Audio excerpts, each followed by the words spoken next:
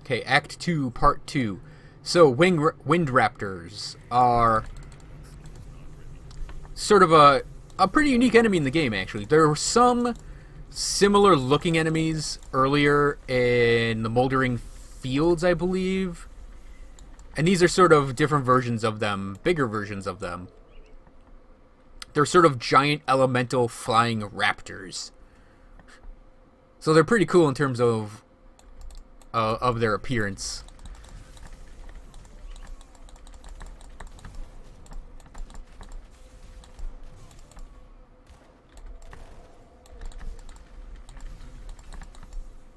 So, this is the barrier we gotta destroy, but we need dynamite for it. In Elite and Ultimate, the higher difficulties of the game, you'll just have dynamite floating around, so you can just blow on right through that. But for this character, we're obviously starting out. There is a place in Act 1 where you can get dynamite. I think it's a rare drop in the place. I don't remember where it is, but you can actually get dynamite in Act 1. Not as a cheat or anything. They might have taken it out. They might not. But yeah, you can actually get it in Act 1. But we're going to go to the place where you're technically supposed to go to get the dynamite. And I think, can I actually equip some of this stuff now? Oh yeah, Mistwalker leg wraps. Get on my legs.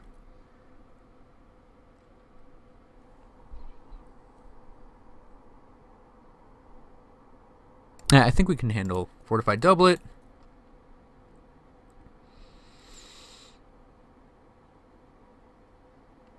Yeah, those are better. Can't equip those. That. Oh, we can equip those, definitely. Definitely want the Explorer's Foot Pads, because that's a nice bit of movement speed.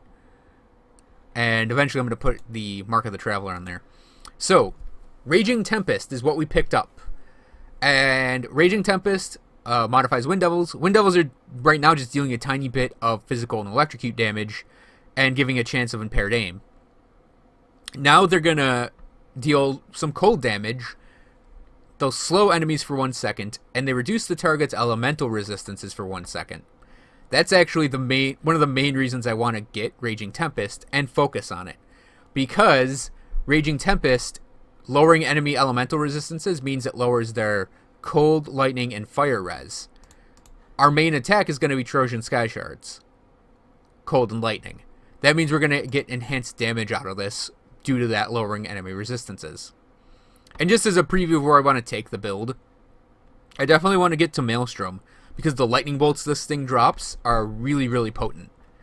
And I want to get Oak Skin at least 1 point. I'm going to try to max out Heart of the Wild because of the percent health. And I think I'm going to try to pick up Storm Totems, because having Storm Totems, Wind Devils, and Trojan Sky Shards is actually a nice chunk of damage, I think. And it's going to be all independent of our character, so we could maybe pick up an ability that we fire off. But the end goal for this character is actually going to be to get to Star Pact and max it out, so we have a lot of cooldown reduction. That's why, and I refer to this sort of as a, like, this is a one-pointer, this is a one-pointer, and we're not even caring about Mental Alacrity, or Fabric of Reality, or Albrecht's Aether Ray, or anything Panetti. So that's why I say that's kind of a void in the Arcanist tree, at least until we can get, 20 additional points on there. And that kind of happens in Shaman a little bit as well, but not as bad. Yeah, and there's actually a lot we can take it after we get our main abilities built up. But anyways, on with the plot, on with the game. We come into the Staunton Mine. Staunton Mine, if you ever need dynamite, it's pretty much your place to go for dynamite. So you kill those guys there, and you're going to come upon this group here, and Nicholas Balthazar is always going to be here. He's sort of a melee fighter guy.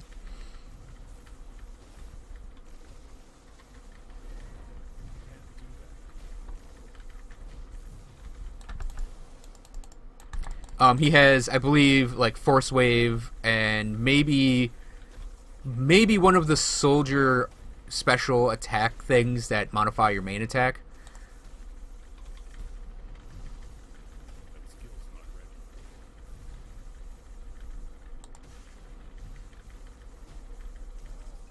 So he's done. I believe he will always drop a single piece of scrap. And then there's always that stick of dynamite right there. And the rest of the Staunton mines, did anything spawn down there? There's usually a spawn point down there for a treasure chest or breakables. And in the Staunton mine in this area over here, there are wasps. So you can come over here and potentially get royal jelly by breaking the wasp hives. And sometimes if you get a hero spawn, they might drop it. Oh, look, royal jelly. So royal jelly's a crafting item mostly.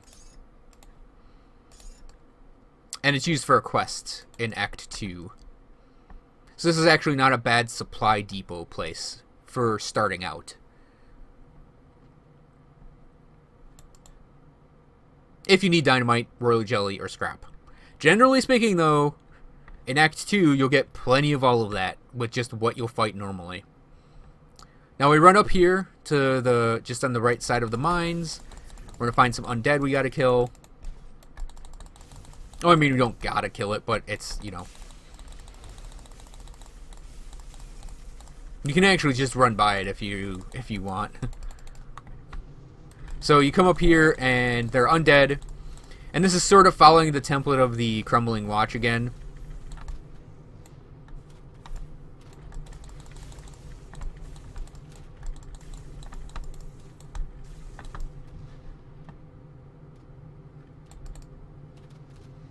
So you can just run in here, talk to the elder, and he'll give you a relic to take back to the rovers in the camp down there. And the way I tend to do this is I grab up the relic and blow up this barricade and kill Shanks all in one go. Because we have to go and report back to that guy in our camp.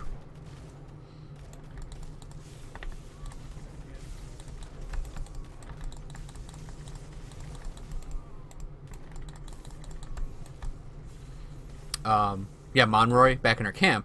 Or, Mornay back in our camp. But I tend to do that after we get to this devotion shrine that's right up here. And then I complete all of these quests sort of all at once. It's a habit I picked up for Elite and Ultimate, because you tend to die. I mean, at least I tend to die because I don't play hardcore. So, like, dying in Ultimate is not...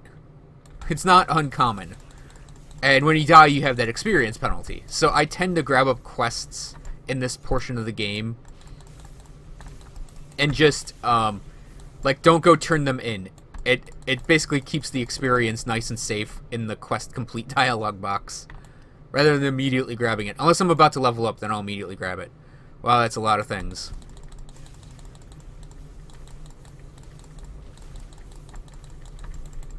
So this is a perfect enemy to nullify.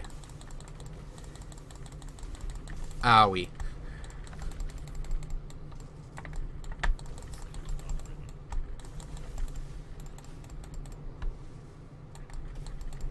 This is insanity, in all honesty. Because we have one of these Skyraptor, the like Skylord Skyraptors, Wind Raptors, whatever,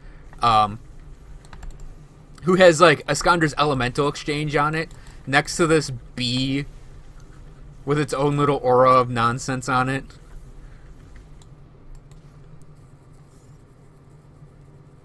Yeah, kind of annoying.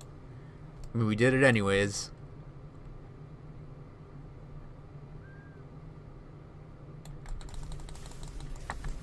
So there's a wasp hive right here, and if you want to go in to try and get ooh, not a supporter. We nullify. Oh, we got another hero to deal with. Good, good. So if you really want to get royal jelly, there are 2 wasp hives in the game, and that's one of them. The other one is off in Twin Falls, and I actually prefer the Twin Falls one because grab up the royal jelly. The Twin Falls one has a one-time chest in it. But we got all the royal jelly we're going to need to complete a quest instantly. So we don't even need to go in there yet, right now. Or at all. I think it's just, that one is just a wasp dungeon with, I think, a rare enemy in it. So this shrine, we need a frozen heart. So I open my rift in a horrible spot. But, I mean, opening rifts in horrible spots is kind of what my character does best. I mean, really, when you break it down. Personal rifts in terrible spots, what I do best. You work fast. I like that. We'll need more of that for what's coming next. Darius Cronley. Last I've seen his face, they almost hung him for a double homicide. The warden intervened at the last minute in favor of a life sentence in Devil's Crossing. Seems there were ulterior motives after all. Darius Cronley is the devil made manifest, devious and manipulative with a penchant for sin of every kind. He's the one running this gang, and he's the one we need to go after next. We have to hit them hard and fast, leave no room for a counterstrike. I've only seen a portion of their operations in the region, but they are really entrenched on the Foothills and old Arkovian. Shanks surely wasn't Darius's only lieutenant, so I suggest you find the rest and kill them. We don't want one of them taking over after Darius is dealt with. I don't have any names for you, but they will probably have equally clever prison names as our dead friend Shanks. If they're really enders, They do. to cut off the head of this operation, Darius Cronley. If what I hear is true, you will find him hiding out in the mines underneath the Foothills. Lastly, my scouting partner Elsa must still be out there with them. If I venture to guess, Cronley has her in his clutches. Save her from that brute. I hear you are quite capable, so don't let me down. When you find yourself out there, I recommend you seek out a man by the name Quaid. He and his group forsook the peaceful ways of the Rovers in favor of fighting back against the outlaws. And I'm glad they did. It was Quaid's people that pulled me from the jaws of death. So, our next, oh yeah, we need that frozen heart. It's like, what am I doing again? Oh yeah, frozen heart.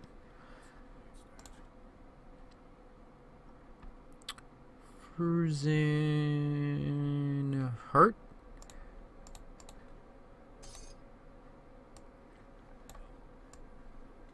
So that's our little update from Mornay. We're technically looking for Ilsa and going after Darius Cronley. And all the guys in Cronley's gang do have clever names. Kinda clever names. That sort of describe who they are and what they do. Man, we can two-piece the guardsman. Whoopity-doo. And that's like the perfect time to go back and talk to him about that. So for Amatok here, I tend to just grab up the stuff immediately to get Blizzard. And these 3 points, I tend to just leave open. And then I move on to other things.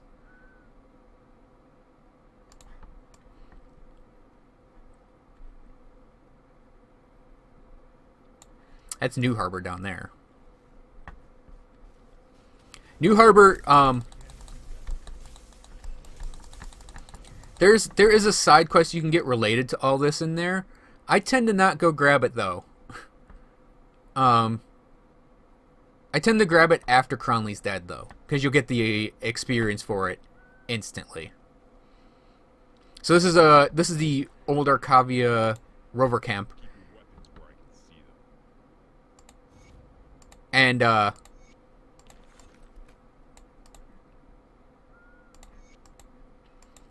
this is like the main Rover camp. So you're going to come here to get to the Rover Keeper of Artifacts. For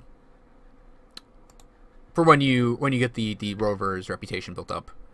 So the new quest, I believe, Ava is going to give us, and that's going to be the thing related to the Royal Jelly.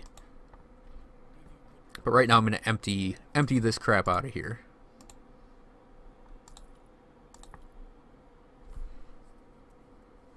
Not using Summon Briarthorn or bleed damage.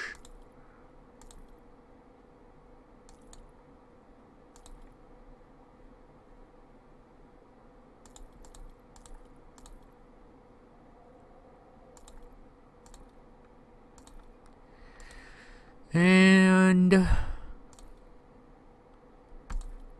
that's all done.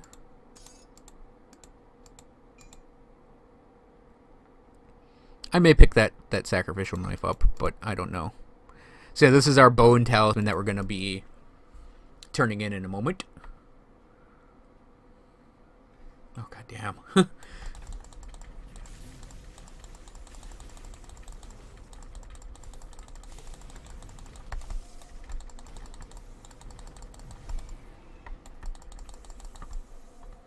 So we get a quest down there to slay Golgoth the rampaging troll. He's right north of here now. For anyone that's like coming back to Grim Dawn, this is where Golgoth is. He used to be in a different spot.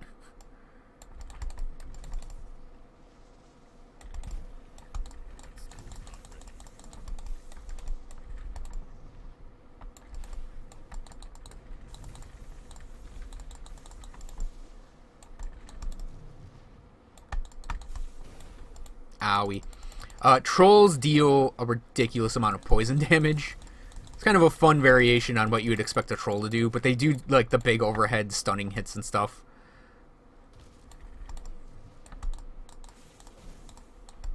I generally would not want to be tanking him a lot. It's really hard early on to not... Owie.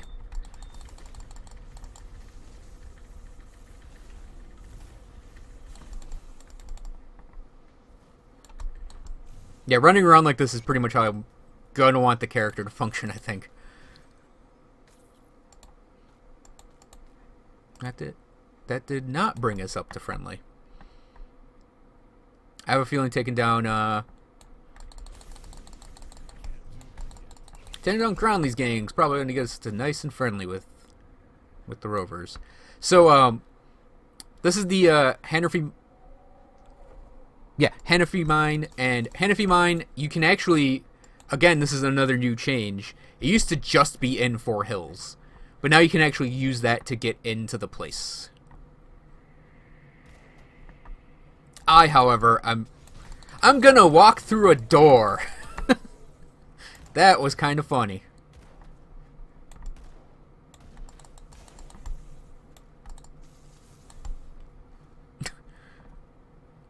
I'm just gonna walk in the front door and raid the place.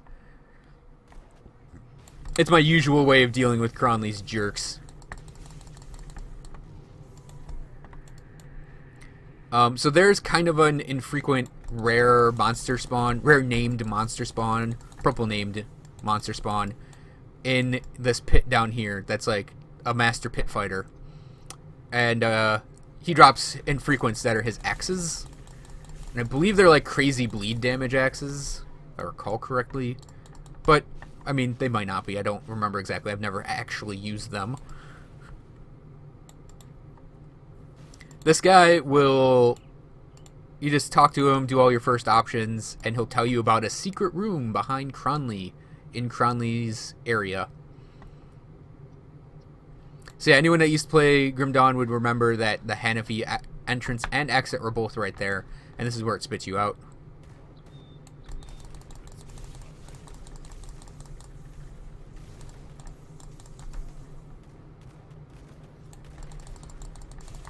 So, this is where we can first farm up reputation for Devil's Crossing. Because Devil's Crossing, the reputation gains are on killing Cronley's gang. That's also why I'm sort of taking long ways through this. I want to actually kill a lot of the Cronley bad guys. The Rovers are undead, and the Rovers are probably the easiest of all. The Rovers and the Order of Death's Vigil are probably your easiest to rank up reputation-wise groups, because you'll fight just ethereals throughout the entire game.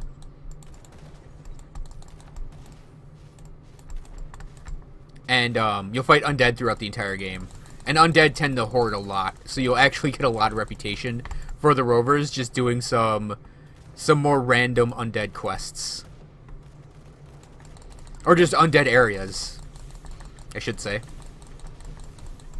So here's a heretic. For 2 seconds. Not many heroes yet. Yep, so we go and we focus down the skirmisher first.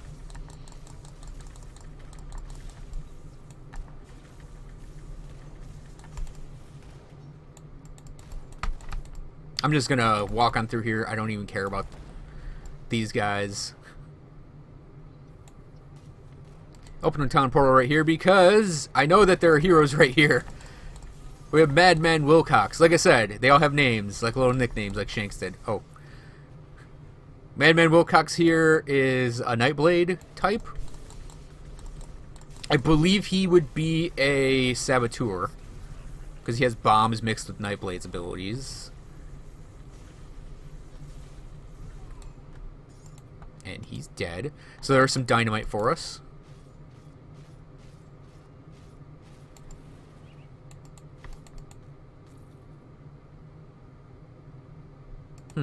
Thought I destroyed a forge back there. Up there, huh. Just pay close attention to make sure I get them all.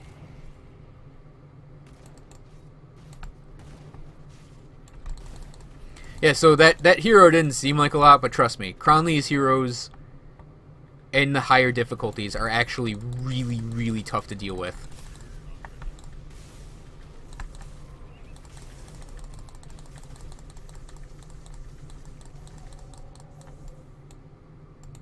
His gang in general is actually really tough to deal with.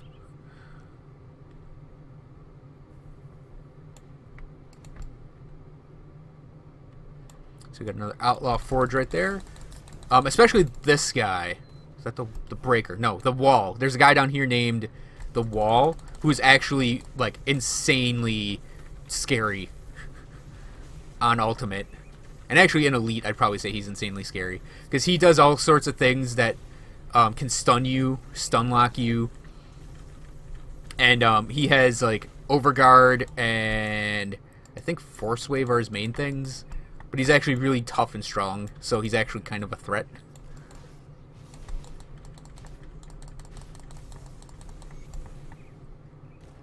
I'm actually surprised he wasn't here this time.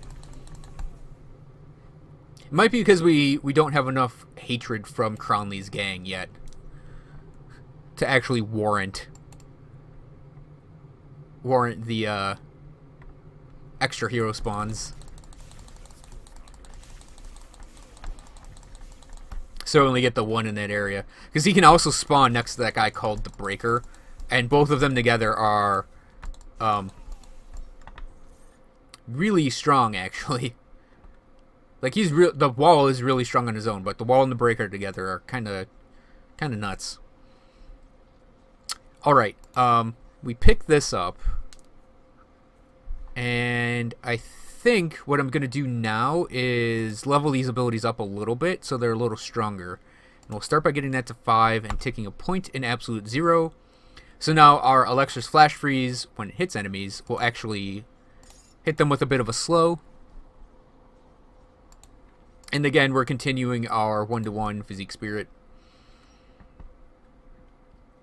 So, the next quest, if you were to turn in the Outlaw... Wow. If you were to turn in the Outlaw Forge quest, you would get a quest to kill a guy named Moneybags Martin in here.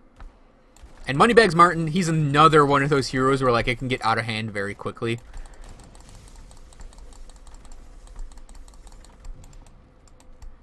But, yeah, that's one of his spawn points. Just right up there is one of his spawn points. Of course, me pointing with the mouse means I wasn't attacking.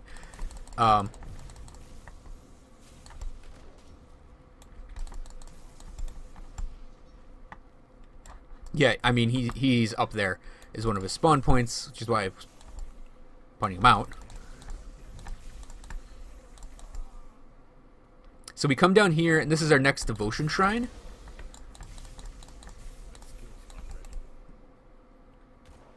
This area kind of has some undead. Yeah, see, now I'm wailing on this guy, but he's got the aura from the skirmisher. So, kill the skirmisher so we can kill these two, so they don't bug us while we're down here. And actually, the undead in here can be kind of helpful because Cronley's guys will fight them.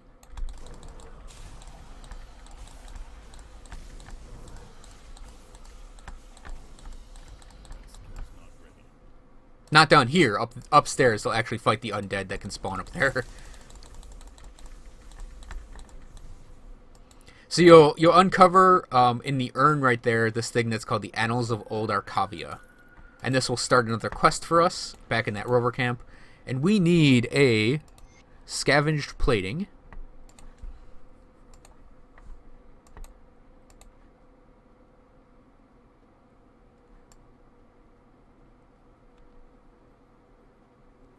So I'll grab up the scavenged plating and probably call it, and then we'll finish Cronley's area next time.